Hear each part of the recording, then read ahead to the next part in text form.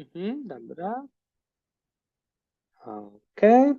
So welcome everyone to the masterclass about your full-time career as a travel journalist. So today we will talk about how to make a living. And I'm here with Veronica today. We're with a small group. So Veronica, if you have any questions, feel free to use your microphone. And we'll do some assignment later as well.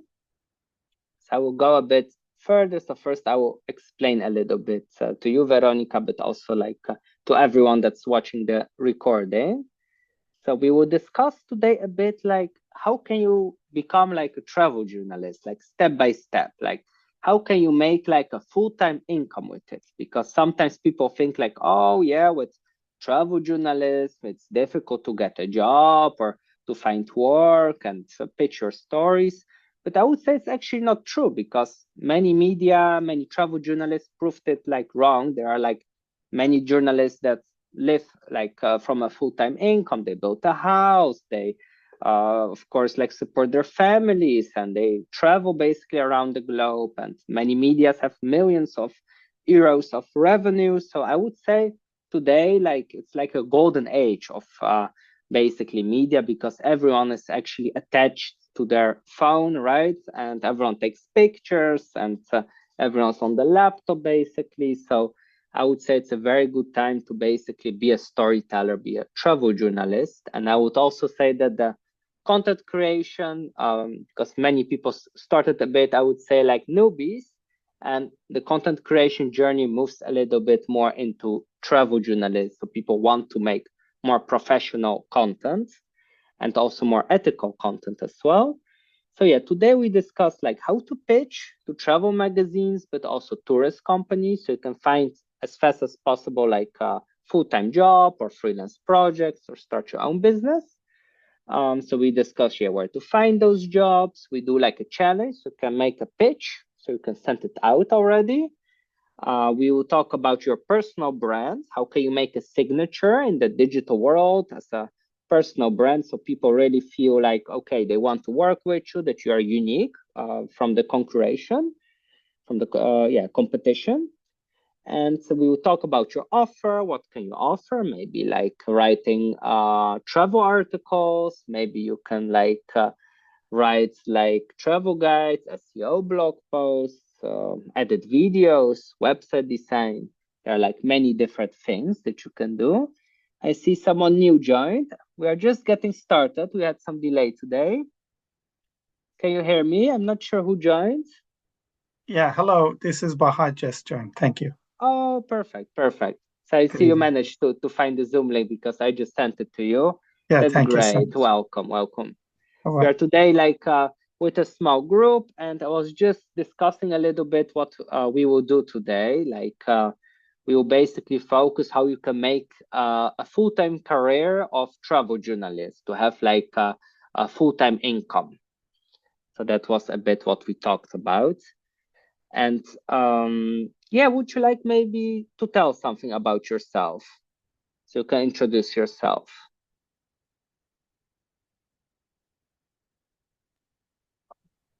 Can you hear me? I think you need to unmute the microphone. yeah. Are you asking me or the other participant? Yes, Baha. Yeah, I was asking you if you could just short tell a bit about who you are, where you're from, and what you do. Yeah. So good evening to you and the rest of the group. Thank you so much. Of course. Regarding the tourism, I would like to say I have been actively dealing with tourism as a tour guide for almost 18 years, just up to the Corona. And then I moved to Netherlands. I've been here for almost now. This is the 5th year I'm in Netherlands. And also I had some publication in tourism. That's all about my background. That's awesome. And where are you from, actually? Originally, I'm from Iran, but I'm living with my family here in Netherlands. Okay, for 5 years already. Yes. Okay, now you like it, the Netherlands? Absolutely, yeah, for sure. Oh, that's because great. I also came here to study. I also studied at the Leiden University. I'm a graduate from Leiden University as well. Awesome. But yeah, I tourism, remember when I talked yes, with you that because I left there some flyers, so that's how we yes, found out. yes, yes. That's good. That's nice. It's been a great honor to be with you and the rest of the colleagues and the team. Yeah, likewise, likewise. Yeah. Thank you very much for Thank joining. you. I'm My very pleasure. happy about it. Thank you very much. You're welcome. And Veronica, could you maybe tell a little bit about yourself, just to introduce, like? Yes, good evening. Nice to meet you. I also dealing with the travel industry, and I passed my way from a local tour guide in Moscow to a tour organizer for the foreign people who visit Russia. Nice to meet you. I'm very happy that I met my colleague in these studies. Thank you very much for introducing yourself. And I can imagine you have both a lot of experience with tourism, with guiding people, so you can exchange for sure like many valuable information with each other. And that's why it's also like we have the Travel Media Academy platform, so you can also even chat with each other. So especially if you have also like cool work that you want to publish, questions, just use the platform. Feel like it's like your WhatsApp, let's say, right? That you can just chat there with each other in private conversations, but also in public if you have anything that you want to post, like something cool, your own publication, or just maybe an interesting job that you want to share. So just feel totally free with that, just to share it with others. And yeah, I'll move a bit further, like so about pitching, right? Like I can imagine it can be sometimes maybe a bit scary. It can be sometimes maybe a bit difficult. Like, yeah, where should you pitch your story? Because there's so much out there, especially if you look at the world map.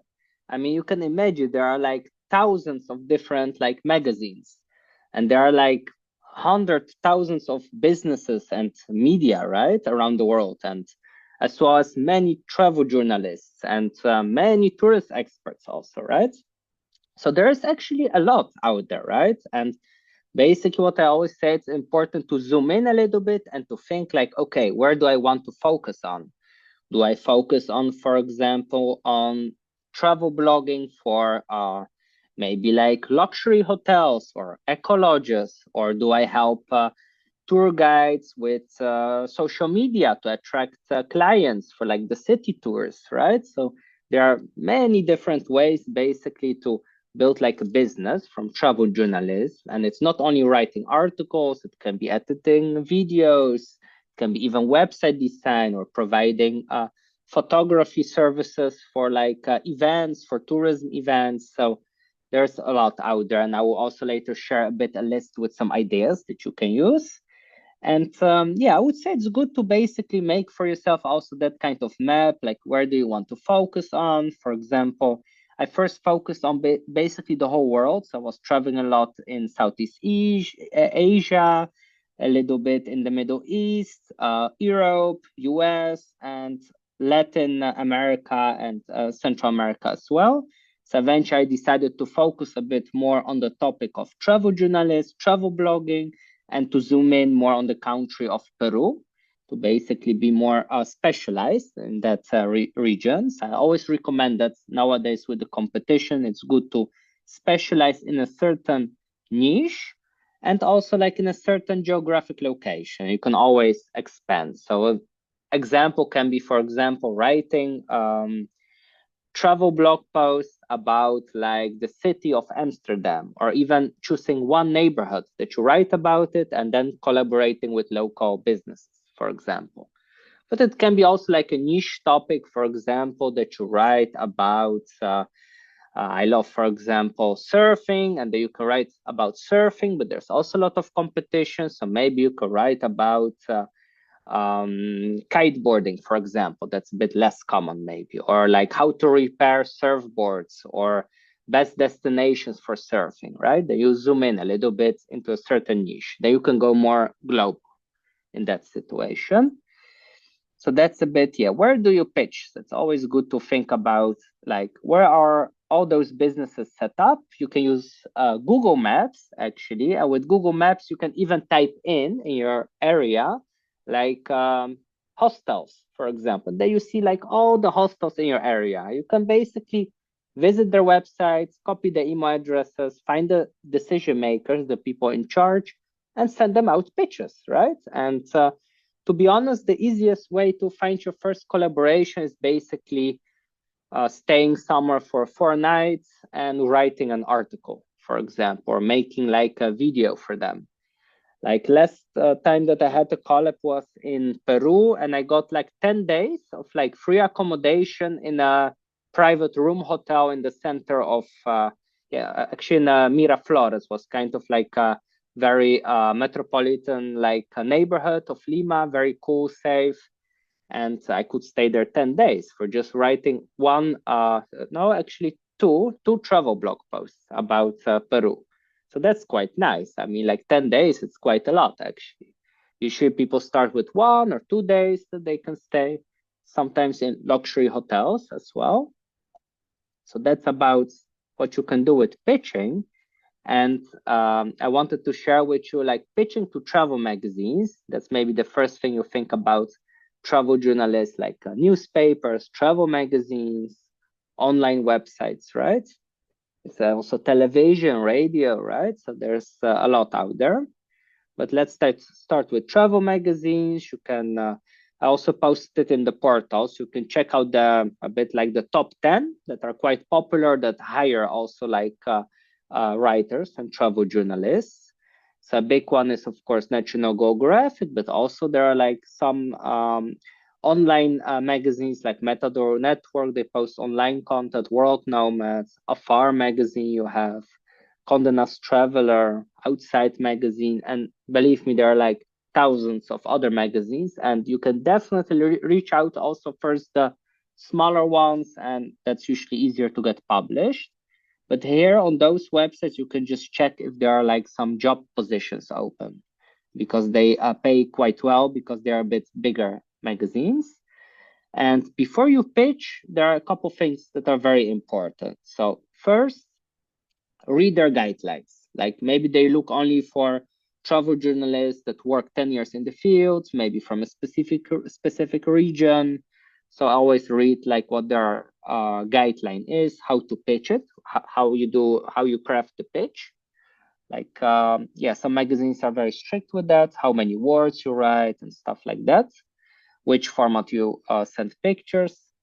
Then the second one, actually, I joined like a National Geographic event from US a couple days ago. And I was able to get information about how to pitch to National Geographic US, because National Geographic has different headquarters in different countries.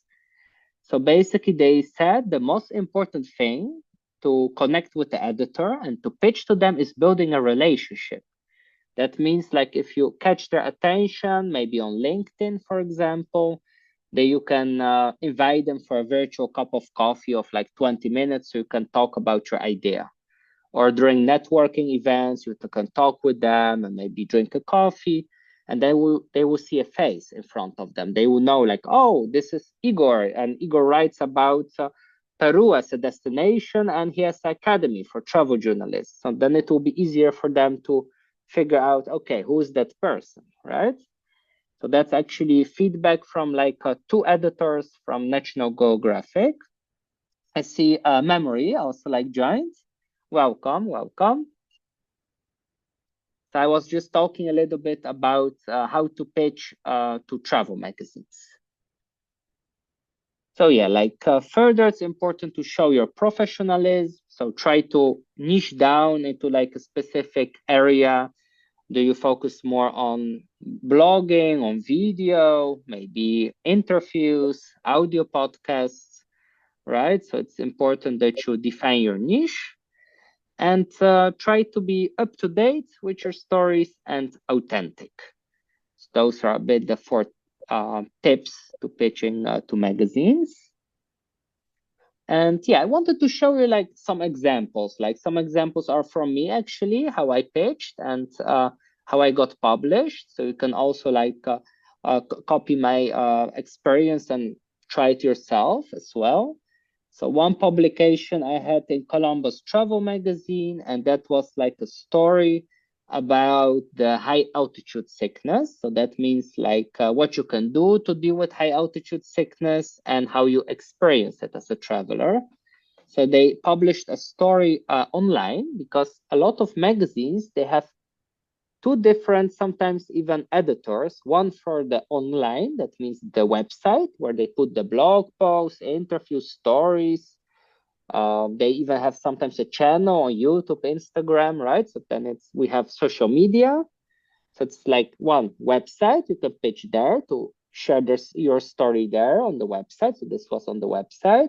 You can do it on social media by sharing a picture that they will feature it on their social media channel.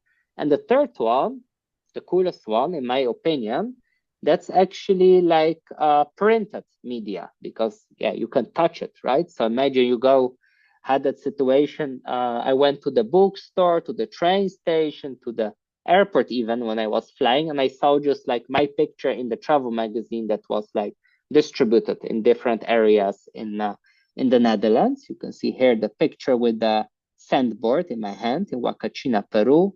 And yeah, that's very cool. If you manage that as a travel journalist, then you feel like, wow, nice, it's very cool, I got published, right? But still, like if you get published on online media, like on a website, that's of course also very valuable, especially if you do it for like big websites. But at the beginning, I would recommend just to start out with your own blog, your own social media channels. And even if you publish something, you will see that there are like sometimes hundreds of people watching you, even maybe thousands of people. And try to think about like how many people look into the magazine, right? And online, I would say there's even a bigger exposure. So that's also very cool to get started. And also, I want to share with you that sometimes even like with writing your own travel blog post, you can even earn more money sometimes than even getting published in printed media. I mean, it's nice for your prestige. You feel very cool about it, that you managed to get published in National Geographic or in Runners magazine or Young, for example, right? Or Vogue. But on the other side, like with travel blogging or like some other media, you can even sometimes earn more, right? Because then you are more the owner of the content and the medium. So here you can see another example. Like I would say it's one of the easiest way to get published is writing a guest blog post. So basically, if you want, you can also reach out to me. I have like two websites, one Peru tours. I write about Peru as destination. So I write, it can be an interview, it can be a news article that something happened, a blog post to feature like a destination, maybe a guide, the best restaurants, for example, in Lima. Other website that I have is about, in general, different destinations around the world and travel journalist, travel blogging in general. And here you can see an example. I pitched, for example, like a guest blog post to Salty Beach Pumps. And she published my story about me as a digital nomad, like working remotely from different destinations around the globe. So that's actually a very cool way if you want to get, it's also called PR. Some of you know it maybe from tourist industry, to basically get media exposure for your own business or your own website as a travel journalist, right? So especially if you write a guest blog post in an interview format, so you let someone interview you, like another blogger, you can also do it to each other, right? So for example, memory, you can like interview like Veronica, for example, right? About her life in Russia, for example, right? You can ask her questions and vice versa, and that helps you to link between each other. So the Google algorithms will put your website all the time a bit higher. So that's actually how big companies do that, sometimes with thousands of different like PR articles. And yeah, the same, we as travel journalists, we also want to be on the first page of Google, right? Because that means like more, basically more eyeballs, right, on your story. Because you can have a very good story, but if you don't put it in front of the people, it will be very difficult to find it. So that's a great way. So make use of it, of our platform, and share your content ask other people if you can interview them, or if they want to interview you, if you have a nice story. So it's very helpful. So that's about guest blog posts. You can interview someone, you can get interviewed, or you can just write a story. It can be a personal story, can be information, a reportage, just some pictures or a video. So you're totally free how you want to do it. And the last way, imagine if you connect with people, 10, 20, 50 people, everyone says no, maybe because you don't have a portfolio, then I just recommend just publish the work on your own social media platforms like YouTube, Instagram, even TikTok, and especially like a blog on WordPress, for example, on your own website. And with that, actually, you can also monetize very fast because, for example, I got a collaboration with the Amazon Lodge in Peru. They let me go there. I got like tours. I could see like dolphins, crocodiles, swim in the river, eat delicious like Amazon food, stay in their eco lodge. And I just needed to write like one article for them just to feature their destination. So that's like an example of a collaboration. You don't need to have a big following. Even if you have a small following or just a website, you can get started with that. I would say that's the easiest way, is like collaborations to get started, or just writing your article and then later collaborating with companies. And if you want to let them pay you, you can say, for example, that they can advertise in your text and they can pay you like 50, 100 euro for like putting a link to their website, for example. So I don't have here an example, but on my other website, you have like an article about sandboarding in Huacachinas. I got it published in the magazine, but I also like put some links from like a tour company in Peru that I recommend their tours, because I saw they had very cool tours and I was there also in Huacachina. So basically they paid me to recommend them and to put them like that people can choose like from them and some other people. So that's a good way also to monetize your travel blog. And yeah, there are like many ways, and especially writing for other companies. So you don't even need a big following. So that's very important to know. Even if you have 0 followers, you can already start like pitching and writing for other magazines. So don't worry about that. So that's about pitching. If you find the magazine that you are like in love with, right? For me, is that National Geographic, for example. I grew up with those magazines like next to my bed when I was young. I love those adventures of like people going and exploring countries, like seeing whales and seeing like wild animals, other cultures, right? So it's always inspired. And if you want to pitch to a big magazine, right, then you need to do a little bit of investigative journalism, right? That means you need to know, yeah, who's the decision maker? Is it the intern? Is it the website designer? Is it the editorial team? Is it like the head editor manager, right? So you need to know a little bit, okay, who works there? What are those positions of the people that you can reach out to? Maybe director doesn't respond to pitches, but more like the final editor, for example. So you need to figure it out a bit. Great place is LinkedIn. Just check out the conversations, check out who those people are. And what you can do is, if you're very dedicated, so that means you want to get published at, let's say, National Geographic, or you want to write some articles for, let's say, the space industry, you know, like some big industries that are quite, yeah, huge and many people pitch to, then it's good to make an organogram and you know just, yeah, what those people do, who they are. You spy a little bit on them, right, to understand what they need, actually, how you can offer something to them. So that's an example how I made like an organogram from like National Geographic, from like freelancers that work there to the director. And so that's the way to find the right decision maker, their contacts, and to build slowly like a relationship by attending courses, events, liking their, for example, posted content on LinkedIn and reaching out to them. Myself, I reached out to some head directors like from National Geographic, like in Netherlands and Poland. And LinkedIn, I would say personally from my own experience, is the best way to go. But you can use Facebook, Instagram, even TikTok sometimes, email, or just even call, but people don't like that much if you call them, only if you have already a relationship built with them. So that's about pitching to travel magazines.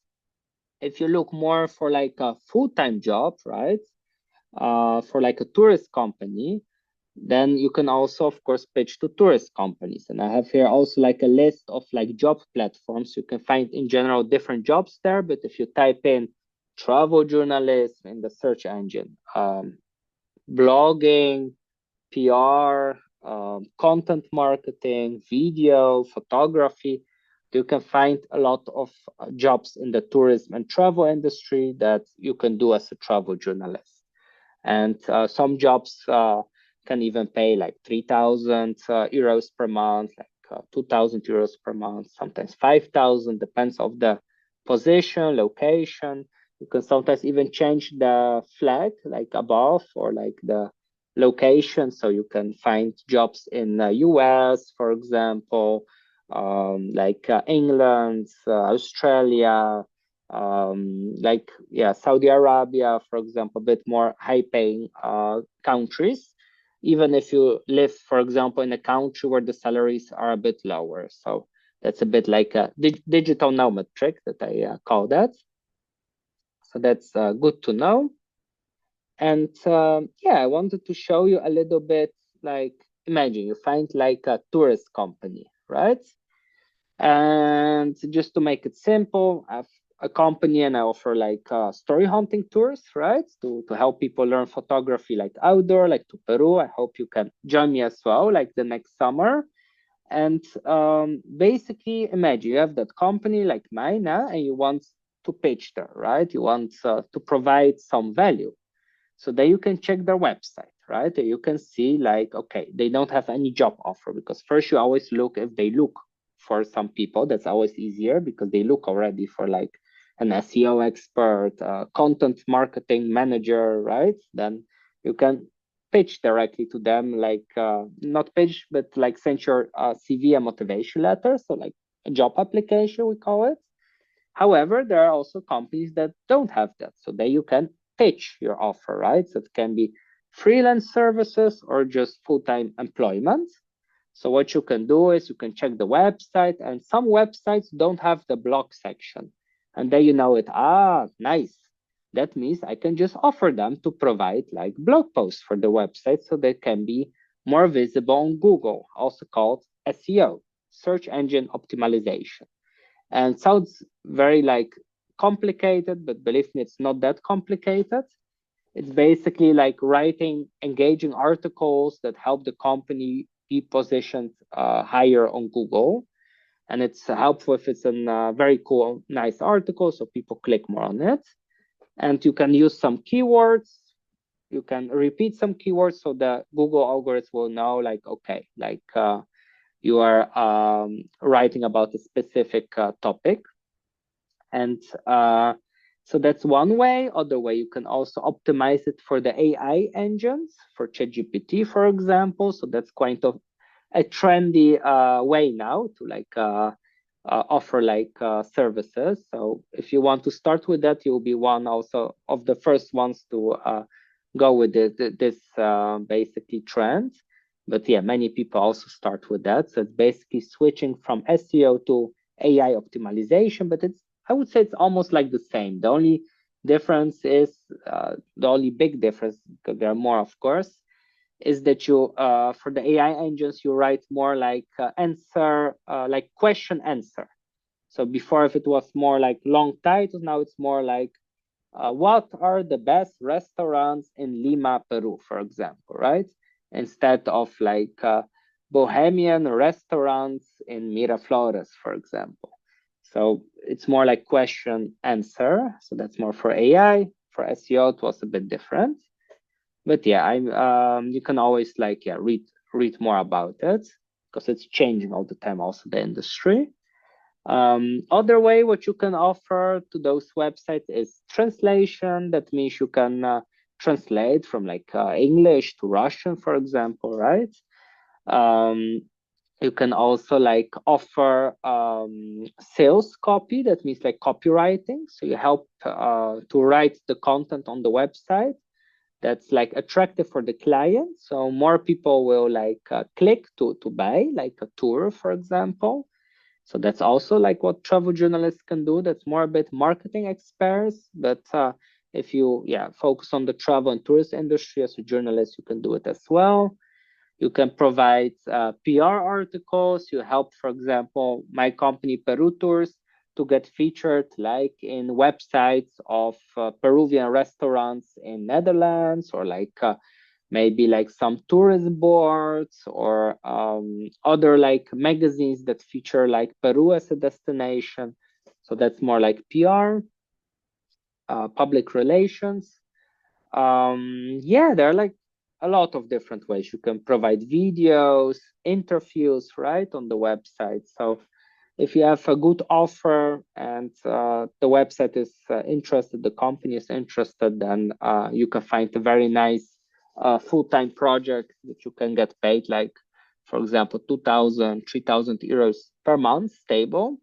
So I think that's always the best way for travel journalists. And like further, another way to find projects is basically networking. It's a bit of old school way, right? Before the online media, everything was more printed, right? Traditional. And a good way is basically to go to those events or reach out to other travel journalists and just meet up for coffee with one person, right? Maybe you can interview a travel journalist that's established already. I think that's a great way. You should definitely do that. It's a great way to start your first interview, and that's with a travel journalist or with a tourist company. I did it personally as well. When I started with travel blog, I interviewed some tourist companies and a travel journalist at my school. And here you can see a bit like, the events like TBEX. It's like a big travel block exchange event, and there are many out there, like for tourism, for digital nomads, startups, like travelers, backpackers, travel bloggers, influencers, travel journalists, PR experts. So there's a lot of out there. Also like courses from like National Geographic or other media. I personally attended many of them and got like access to like the decision makers. So here you can see a bit who you can meet on those events. And as you can imagine, you start first solo as a travel journalist, right? You are like alone, maybe in the industry, right? Maybe if you're already a tourist expert, maybe you have already some connections, it's very helpful. And from now, right, if you're solo, you start to build your network. Maybe you could connect with one travel YouTuber or travel journalist, and you are not alone anymore, you are together.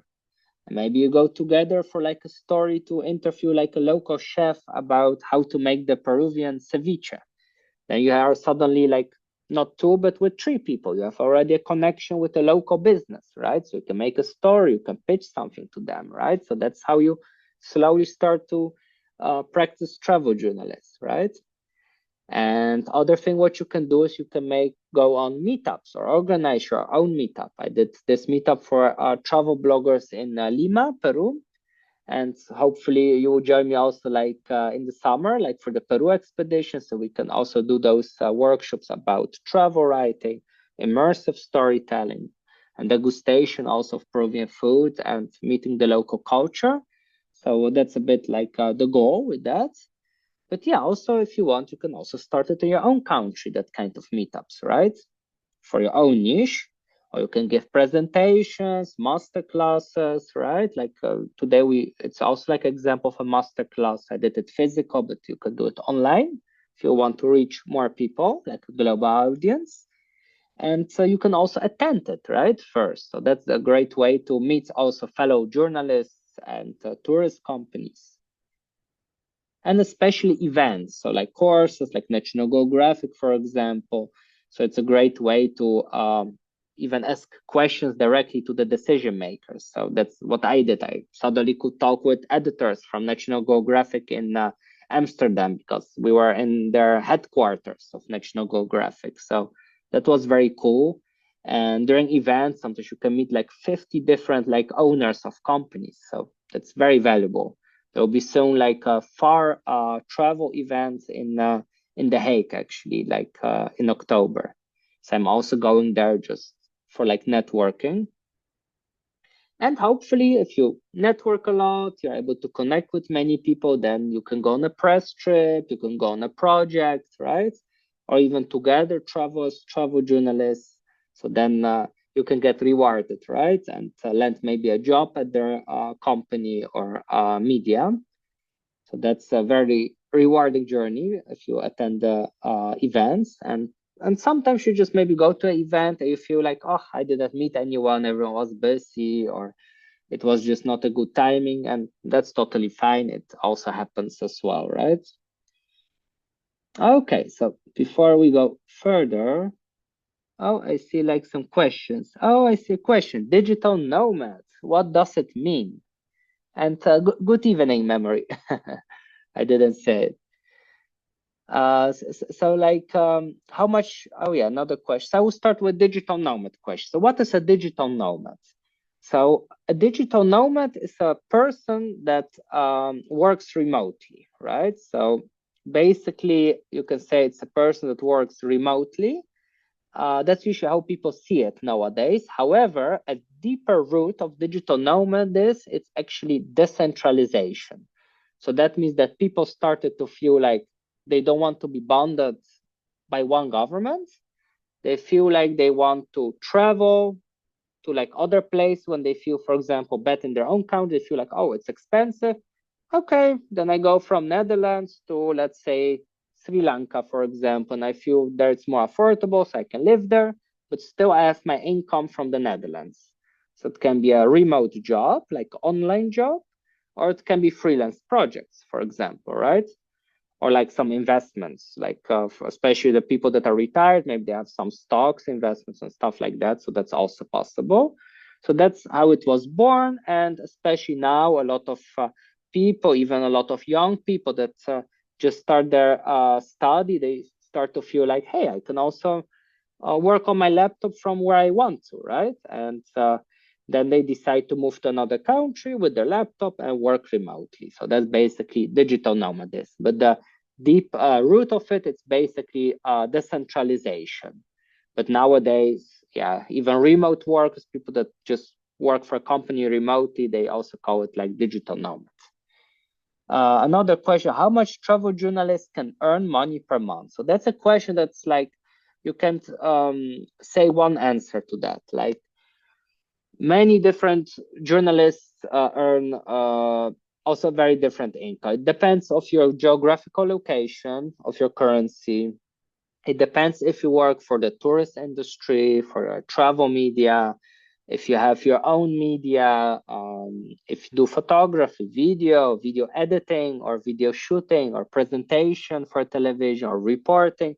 So it really depends. So it can be like sometimes a couple €100 per month if you just do like some collabs with hotels and small paid work, or it can be even like some bigger projects that you can earn like 2, 3, 4,000 euro per month, or even more if you are a very good established journalist that's very, let's say, famous in the media. So it really depends. And yeah, before we go further, I want to give you a challenge so you can hopefully use it as fast as possible. And that's a challenge to write your own pitch. So pitch means just also like when we did with the lead assignment, just 3 to 5 sentences. You can make it later also longer. So basically try to write to like a magazine or a tourist company what you want to offer them. So for example, like, hey, my name is Igor, I'm a travel journalist published by Columbus magazine and certified to National Geographic. I go to Morocco for like a travel, and I want to write a story about the woman in Morocco that do surfing in a little town, and they try to find empowerment by doing surfing, for example. So then I try, to pitch it to National Geographic to basically go there, right, and be able to make some interviews with the local woman that practice surfing. That's in general like more like a macho, more a male sport, right, from the past. But now also a lot of women do also surfing around the globe, right? So that's an interesting story, for example, especially in countries where it's not that common, right? So that's like an example. Other thing, it can be like, hey, I saw your website, you don't have a blog. I'm an SEO expert and travel journalist. I would love to write a sample blog for your website to see if you like it. And hopefully I can provide you every month for a blog post. This is like my fee. Let's talk about it during a coffee meetup, for example, right? So those are like examples of pitches. So I give you now like, yeah, like let's say 9 minutes, okay, to write a small pitch in the chat box. Can be 3 sentences, can be 5 sentences. You are totally free to do it your way, and later you can expand it a little bit. And it's very important because later we will add also like a portfolio to it, and we work a bit further on it. So please write it in the chat box, okay? And I will give you some feedback. So I give you like around 10 minutes to write it.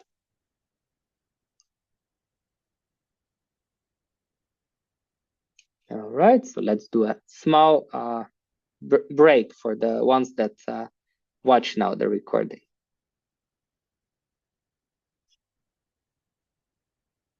And if you struggle with something, let me know, okay? I will be still here to answer your questions.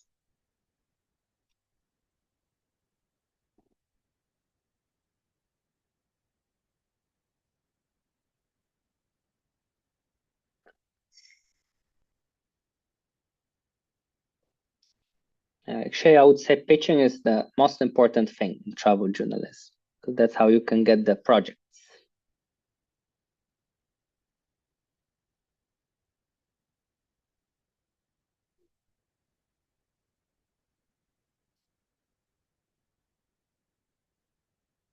So turn off now my video and mic so you can totally focus on your pitch. But if you have questions, please type it in the chat box.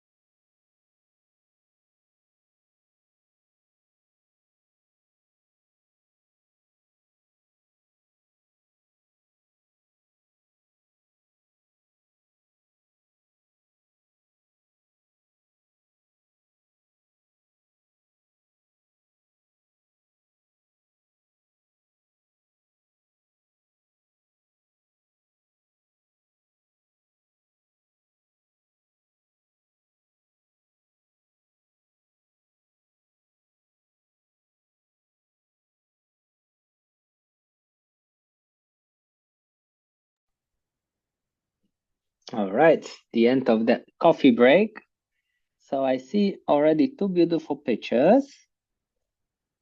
And we'll start with, oh, I see here also a format, I think. I think Baha sent it in, yeah, I can see it also in like a document. Awesome. So, okay, I'll start above. So we have from memory, their editorial team. So well done. You should put like a comma behind the editorial like team and then comma.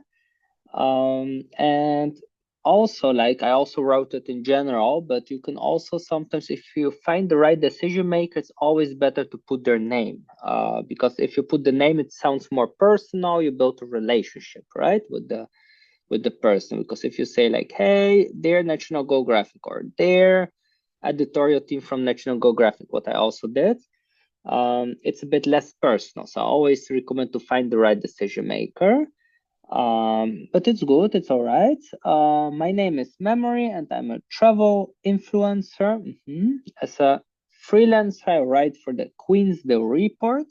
Perfect. So you say who you are, right? So you say you're a travel influencer. People have already an image of like, okay, so you travel, you try to influence your audience, you show beautiful places or local culture. Oh, you're also like a freelancer, so that means also like a professional that does freelance work, and you write for Queensville Report, so they know already you have experience, right, with writing. So you have credibility. Well done. I hope you'll be interested by an interview on water purification or local dam. So yeah, you can, for example, ask them to do like an interview for them, right? Or to interview someone else, but publish the interview on their platform, right? So that's also possible. And this, for example, about the purification or local dam, it can be even something nice for like a travel magazine, but also like a local newspaper. It can be a cool article for a non-profit organization. So you have many ways, and sometimes if you have one page and you see it works well, you can also send it to other publications, but in a different format, a bit a different story. So one can be an interview, other one a travel reportage, for other one you can do a podcast interview, so that's also totally fine. Only be careful here, you wrote interested, so it's with the E behind interested. So sometimes if you make like grammar mistakes or orthographic mistakes, what I also do many times with English, it's totally normal. It's also good to like or have someone that reads your content, because the best media also have like editorial team, final redaction, when they basically read your content on mistakes or typos, right, or to correct the image. So it's very normal. So it's always good to have someone that has your back, right, that they can read your text, give you feedback, and also correct it, because it's normal that everyone sometimes misses something out. Other way, what you can do at the moment, if you don't have a big team, right, of people, then you can use ChatGPT, not to write the whole story for you, but you can use it for like pre-trip research, for making a content calendar, getting new ideas. You can get feedback from ChatGPT. For example, you can ask a prompt like, hey, you are a famous travel journalist, what feedback would you give me? And of course, it can also correct your mistakes as well. So that's a good way to start with. So well done, Memory. So you can definitely try it out to reach out to some local media, and I think it could be very interesting, like an interview on water purification or local dam, especially if there's something that happened, for example, like a disaster or like maybe a protest of the locals because of the dam, then it can make the story even more actual and interesting. Now we go to Veronica, their Flora Hotel marketing team. So here the same, sometimes it's better to just reach out to one decision maker, because otherwise maybe more people receive the same email, they think the other person will answer. But of course, sometimes you just only have the team department and you don't have any other option. My name is Veronica, well done, introduce yourself. I'm the founder of VB Guide Travel. Perfect, so they see already, okay, so it's like a company, right, that they will work with. I will go to Dubai for 10 days. You tell your plan, your mission. I would like to write a travel article review about your hotel and its facilities, both in English and Russian languages. Of course, you even can write in 2 languages. So basically, you want to make like a review of the hotel if it's worth visiting. Would you be interested in collaborating? Let's discuss details. That's good. Awesome. Also, what I would recommend is asking them like, hey, could I stay like 5 days with my team or alone? And in return, I will provide you like a review in travel blog format that will be published on my website, social media channel for exposure, and you can use it for your own channel as well. For example, you can do that way as well by providing like saying basically what you want from them and what you offer to them, right? In a polite way. But in this situation, it's also okay to just basically meet up for a meeting and discuss it further. But I will at least maybe put there also like what you would like from them. For example, free accommodation with free breakfast for like 5 days, for example. I would also recommend to sometimes ask for more days because usually they are totally fine with that. So you can even try instead of like 1 day, you can try 3, 5, 7 days, even 10 days work. Was able to negotiate 10 days. It's quite a lot, 10 days. Okay, the best regards, your name, and yeah, beautiful, like your website as well. So that's also good to put your portfolio.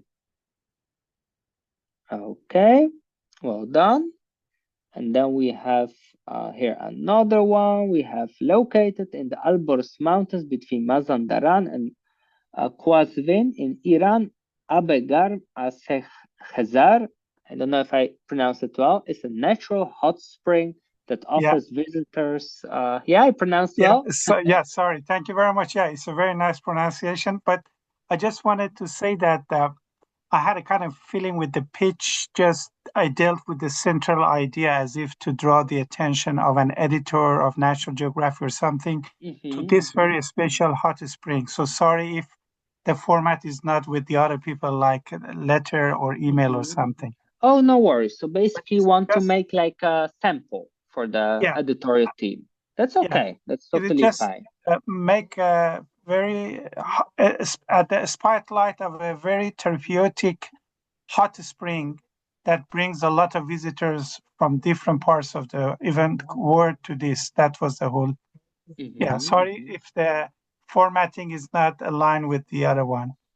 Actually, I'm happy that you also published it in this format because also like when you write a pitch, a lot of times to bigger magazines, because I talked actually with the editors from National Geographic, in Amsterdam, for example, and also heard like some stories from US as well. And I have also a new event from UK.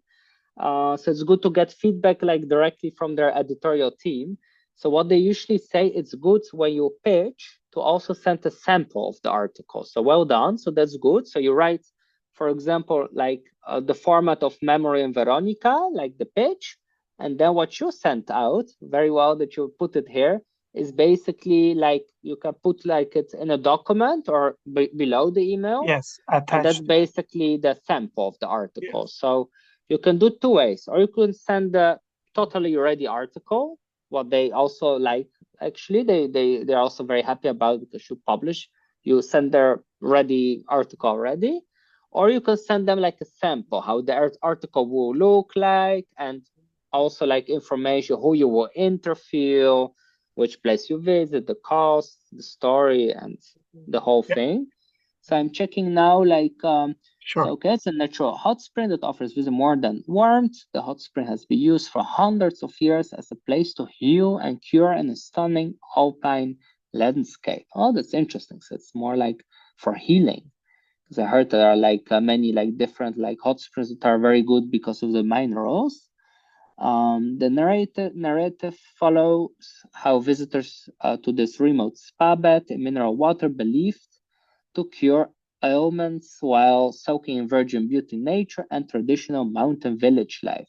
So I think that's very interesting. Like if you do a story like that, you can, for example, pitch it to like a local hotel that offers like accommodation to the people that visit those natural springs, right? So you have already maybe a free column that you could stay at that hotel for 5 days. You can even upsell them more articles. You can make an article for like a magazine, right? That writes about that place, even for National Geographic. Let me check. Yeah, with National Geographic, actually, it's interesting. Like they, when I was talking with them, they said actually that most of the people are like, the readers are usually or older millennials or people 50 plus. So that's a bit like their audience. So it's good to know. Only they said actually more like health spas and more that industry of like health travel. So like medical tourism, health spas, that usually they don't publish that often articles. They still do articles about it, but a bit less. But I would say the most popular at the moment in National Geographic, from what I talked with the people there, they said were like national parks and how do you call it, like forest baiting. So like baiting in the forest, that means just walking in the forest, and that it's very healthy for the people. But that's just for the US National Geographic. It's possible that for the UK that they, for example, prefer like medical tourism or like tourists to visit a spas.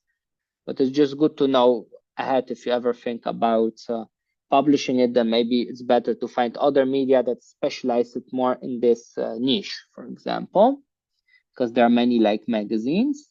But yeah, well done. I really like the story. And I feel like thrilled. Also, I would love actually to visit that spring. It would be very nice because now it's getting cold in the Netherlands. So Yeah, I think you're more than welcome. But just a matter of fact, it is quite a matter of trekking. It's at the height of plus 2,000 something at the mountain. So accommodation is more kind of rural, very not so. There should be some, yeah, a special tourist. I mean, because it's on the horseback, on the donkey's back. Oh, but that's kind interesting. of, Then in that situation, I think then still you could pitch to USA like National Geographic, because you have a tracking involved. So it's yes, more like that people need to track and then they get rewarded, like because the audience, they are very like active 50 plus people that like yeah, to do trackings, and I a don't sort of actually adventure know. too, kind of as well. Yes, Yeah, yeah, that's true. But I don't know actually why they don't like articles about medical tourists, because I know in the US it's actually a big thing. So I don't know why they don't like it in National Geographic, but that's at least what the editor said from the US. So maybe other National Geographics not, but for sure there are many magazines also that like feature spas. But I think your story angle is interesting when you say it's a trekking and a spa. You have even like two stories, right? Because there's a whole journey to get there basically, and it's also healthy to do the trekking.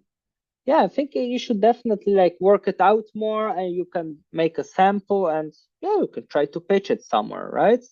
Also to local tourism boards like in Iran can be also interesting. I would just write some ideas where you can tourism boards, you can pitch to PR agencies, right? They're more commercials, non-profit organizations. Maybe they also do like something like tours for people, for example, with disability, or for people that have a serious medical condition, and they help them out, right, to reach those natural springs because of the health. So it can be a non-profit organization, it can be like a local hotel, right, that you can maybe call up with to stay or write an article. It can be a tour agency, can be a local newspaper, travel magazine, and of course, like online websites, right? Online website. So there are many ways, there are many different companies and media that you can pitch to. And the same means also for like Veronica Memory, the same for you, right? You can also like try to reach out to different ones and just see what works. Sometimes you can make even more stories. So I would always recommend, if you go on an expedition, try to like have as many projects around your expedition, right? So If you go to make a story about what I did in Wakachina, the sandboarding, then yeah, it was very nice because I kind of like, I went there, right? So I was able to publish it in a magazine and also get paid by adding links to the blog post, right? And publishing it myself. So it was very nice because then I had basically like two different like companies that collaborated with the project. Next time I would also add maybe a collab on the location and maybe make a video for YouTube as well. So there are many ways to like basically monetize it. So well done, everyone. And if you want, you can also like post the pitch in the portal. Okay, so I can give you like again maybe feedback there, or other students can give you feedback. Even if you want, you can for homework. I give you the homework to work the pitch out a little bit, and it doesn't mean it needs to be longer, but you can add to your portfolio. You can check again a bit. Maybe you can make it even shorter or longer. So it depends of you. And the next time during the next masterclass, we can review it again. And if it's perfect, then you can like try to send it out, for example. And you can even just out of curiosity, just send it out to like 10, 20, 30 hotels and just see maybe in your local area, they want to collaborate and you can stay somewhere for a couple nights. So definitely give it a try because I did it one time here in Netherlands as well. We could stay with a group of content creators in Peru, and I did as well. And yeah, I would say they are usually quite enthusiastic about collaborating. So you can give it a try. Yeah, so like personal brand, right? So if you pitch, it's important that people know like, yeah, who are you? Like travel journalist, what do you do? Oh, I write travel blog posts about Peru. Which gear do you use? Yeah, I usually travel with my camera, with my GoPro and drone, for example. Sometimes it helps if you add a picture of yourself and you have your equipment in the hand, then it feels for them also more professional. Like when it's funny because sometimes the phone is already like so powerful, and even if you have a worse camera, but it just looks big, the company usually thinks, oh, it's more professional, the big camera. However, nowadays the phones are also quite well. So sometimes, yeah, it helps if you have like an equipment which the people think like it's more professional. For example, if I have a microphone like this, right? Even if I have a microphone, my phone that's better, for example, then still people think, oh, this is more professional when I'm with this microphone, right? So that's also a bit a technique with pitching. So you can sometimes add a picture of yourself with your equipment. And if you make the content, you can still do it with your phone. So it's totally fine, especially for social media. Your niche, right? So for me, for example, Peru as destination and culture, a unique signature. So unique signature is actually something very important. So here's a Polish like travel journalist that I'm a big fan of her, like Martyna Wojciechowska. She made a travel reportage about protecting the albino children in, I think was in South Africa, but I'm not sure about which country exactly. So it was about that some local people used to hunt down like albino children to use their body parts for like, they had some beliefs like with witchcraft. So it was somewhere in some villages. And she was actually like an activist. She went to like a local refugee center for the albino children. And she adopted like a girl called Kabula, that she lost her arm because probably the neighbors or someone cut it off to sell it on the black market. And yeah, she became like, because of that story, like more people heard from her, and she had also many other stories. And but she won, I think, an award of that because she really like, next to travel journalist, she also is like an activist.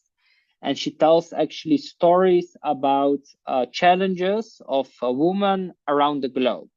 So she travels around the globe and talks with local women that have certain challenges. So she did also like, it was also like a story in Bolivia. I went there also. So it's about forgot the name. There's like a sport where you see women in dresses and they fight with each other, like the cholitas, they are called, like the women from the countryside. So she made also a story about that, and yeah, many different stories as well. So it's quite interesting. So it's her unique signature that she writes stories about women with challenges, right? And also her niche. Another travel journalist with a unique signature, it's also from Poland, actually, Wojciech Cejrowski. I mentioned those two because I think they have both like very unique signatures. So he, for example, like travels like barefoot on videos often. So that means like it's already quite, yeah, viral, interesting. Like this guy walks barefoot on the airport, for example. So that's how he made his signature. I would call it also a bit a media stunt, right? And the other thing, what he has a very like, I would say he has a very, he's very direct, I would say, when he makes interviews with people. So he really asks what he wants to ask. And even for me, I would say he is even a bit too direct sometimes, but that's also a bit his style. And that's why also a lot of people like to watch him as well. So that's also his signature and personality. And the third thing is actually this. I copied a little bit from him. It's like a calabash, also called yeah, like calabash for like drinking like yerba mate. So it's basically like a bombilla, like a straw, calabash, and I think somewhere like I'm not sure if it was Ecuador or Guatemala. I know in Argentina they drink it a lot, but somewhere in those countries, people drink like yerba mate, and it's like a cultural thing. So they walk often with it in the hand, and he really liked it. So he also like always like when he takes a picture or something, it's always that yerba mate with him, and he sells it also on his website. So yeah, it's also like a bit a commercial thing. So it's a good example of like a good signature as a travel journalist. What makes you unique than other people, than other journalists? So he walks barefoot, has a very direct character. He has his yerba mate, and he also like dresses often with those kind of holiday t-shirts. So that's his style, and many people follow him in Poland.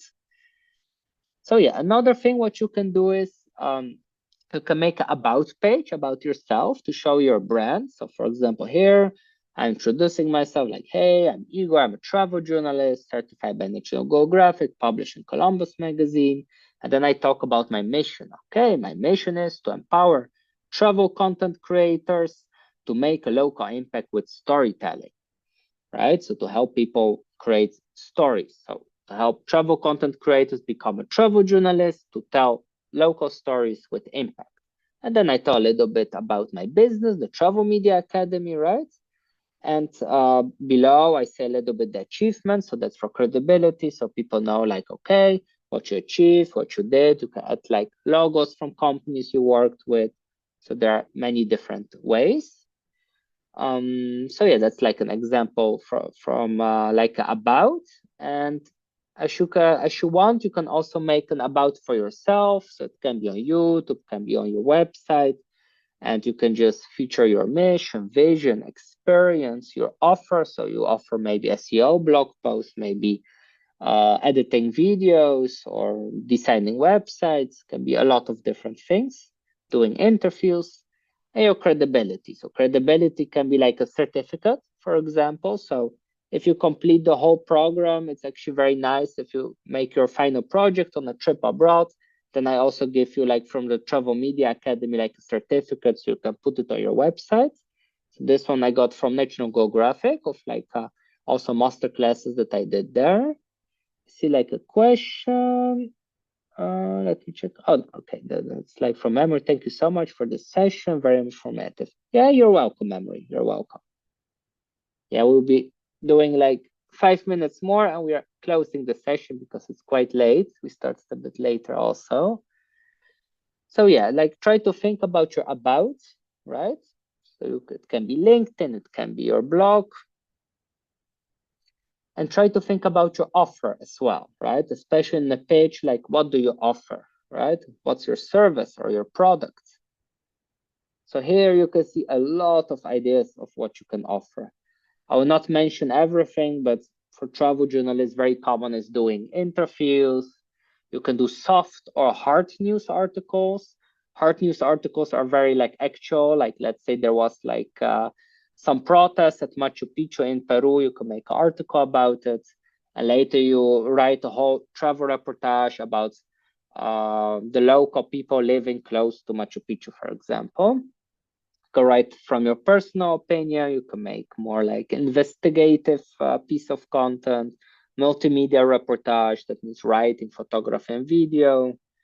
You can focus more on tourist companies with content marketing, making even write ads for them, short form reels you can edit, you can make long form YouTube documentaries, edit videos, you can translate websites, you can write SEO blog posts, email newsletters, PR articles, go on press trips, and even also like edit thumbnails, or for example, give even media training to politicians and companies. You can imagine how big the travel journalist industry is, because yeah, you can also like even train politicians, right? How they can engage with journalists in general, or tourist companies, how they can engage in situations of crisis with journalists. If something happened, maybe a natural disaster and the tourist industry stopped, then you can basically provide training to the local, to the company, right? How they can respond to the questions of journalists. So that's also possible. So yeah, there are many ways, right, that you can offer something. It's about building your portfolio. So this is the last part of our session today. Here you can see different ways. You can have a website or a travel blog.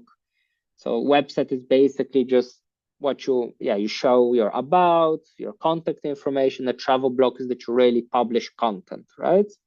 So a travel blog is on a website actually. Travel channel on YouTube, a podcast where you interview people, social media with your pictures, stories, LinkedIn, more professional to interact with people. Media kits, that's the easiest one. You can even make it today in 1 hour. I have actually like a link to Canva where you can just go there, you have a template and make your own media kit. So basically showcase your experience, your exposure, your followers, who you are and what you offer. So here you can see like Christian LeBlanc, he's like from Lost Creator Academy, one of the bigger travel YouTubers in the industry. As you can see, he has more like a page, a sales page on his website where he promotes his academy and talks about his story. So he doesn't have a blog, but he focuses more on the website and contact and a sales page to sell his academy. Have Nomadic Mads. He's one of the first digital nomads that became very famous in New York Times, and also one of the first travel bloggers. And he writes content about budget travel, and had one time a session with him, a coaching session. And he also gave me like some information how you can focus more on developing your niche with your travel blog, where you should be more aware of. So he's also like a big name in the travel blogging industry.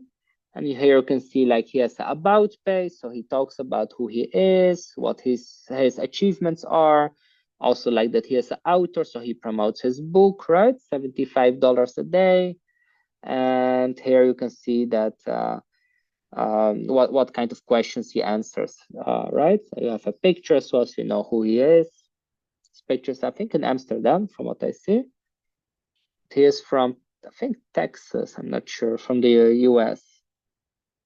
So that's an example of a travel blog, and he has a blog, and you can read all his content and find it on Google. Eva Zubek, she has a YouTube travel channel, also with National Geographic, and you can see an example of her Instagram profile, so you can see some featured stories. Mark Wiens, he's a food travel blogger and travel YouTuber. I would call him also like a travel journalist, because he really captures well like the stories abroad about different food destinations. So you can also, if you're not into writing as a travel journalist, that's also totally fine. You can like, for example, make only your travel channel in video format, and your website can be also in video format. If you like more writing, then you can do more in Nomadic Mads style. That means like you put more like books that you sell, courses, like blogs, right? The stories. And if you are more into social media, short form content, like more the attention fast content, you can make it more in this style, your portfolio. And the last one is here, you can see an example for Media Kit. So that's the easiest one, the fastest one to create. So it's basically like a template, right? That you can find on Canva. If you go to canva.com and you type in Media Kit, you can see many templates, and you can just delete the text and put your own name, put your services that you offer, how much followings you have, and your contact information, right? So here you can see about, offer, equipment, references, and exposure. So yeah, that was it for today. I hope you enjoyed the masterclass. I will upload the recording, and as homework is to basically, with the Media Kit, we'll work also like further. You can make it as well if you want. But for now, the homework is to make your pitch, right? So we can check the next session. I can give you feedback, and then you can also upload it in the portal to get feedback from other students. And yeah, hopefully you can send it out and get your first collab or publication, or maybe even a paid job. So please let me know how it goes, and please upload it in the portal, okay? Your homework. So it's making your pitch. So I hope you all enjoyed. I will stop the recording and see you like next week.